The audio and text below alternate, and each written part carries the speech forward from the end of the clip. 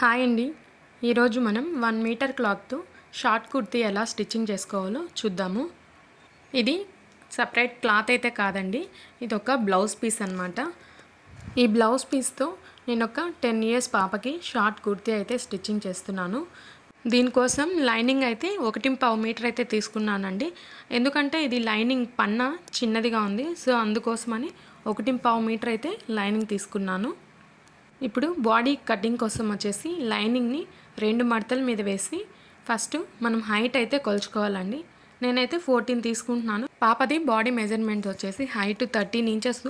13 ఇంచెస్కి మనం 1 inch extra ఖర్చులతో కలిపి 14 ఇంచెస్ అయితే తీసుకుంటున్నాము.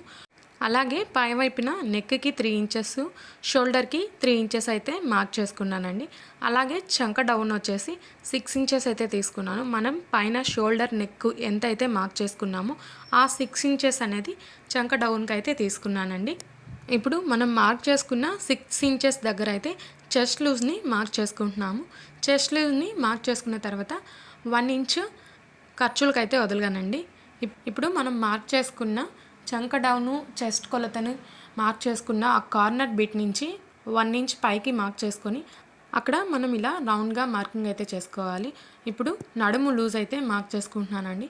నడుము లూజ్కి ఒక 1 ఇంచ్ డాట్స్ కోసం అయితే తీసుకుంటున్నాను. మరో 1 ఇంచ్ వచ్చి ఖర్చుల కోసం అయితే మార్క్ చేసుకుంటున్నాను.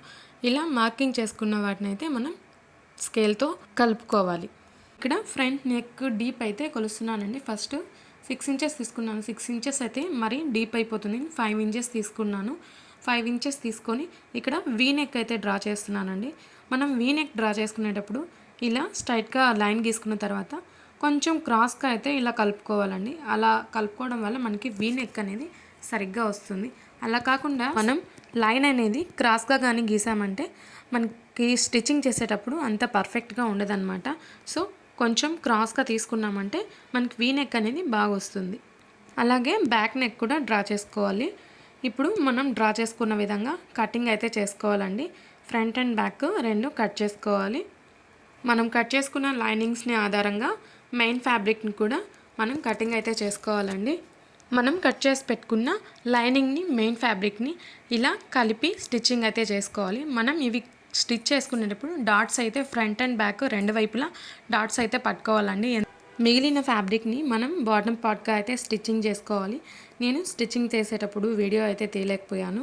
ఫైనల్గా కుర్తీ అయితే స్టిచ్చింగ్ చేయడం అయిపోయిందండి. సో ఈ కుర్తీ అయితే ఇలాగ వచ్చింది. ఈ కుర్తీ అయితే జీన్సెస్ పైకి బాగుంటుందండి. మనం లెగ్గిన్ వేసుకున్న కంఫర్ట్గా ఉండడం కోసం ఇవి సైడ్ అయితే ఓపెన్స్ అనేవి లేకుండా ఫుల్గా అయితే స్టిచ్ చేశానండి. సో లెగ్గిన్స్ వేసుకున్నా కూడా కంఫర్ట్గా ఉంటుంది. హ్యాండ్స్ అయితే షార్ట్ హ్యాండ్స్ అయితే పెట్టానండి, ఎందుకంటే క్లాత్ అనేది సరిపోలేదు. సో హ్యాండ్స్ అనేది షార్ట్ హ్యాండ్సే పెట్టాను. అంతేనండి, మన కుర్తీ అయితే రెడీ అయిపోయింది. మీరు కూడా ఒకసారి ట్రై చేయండి. వీడియో నచ్చితే లైక్ చేసి ఛానల్ని సబ్స్క్రైబ్ చేసుకోండి.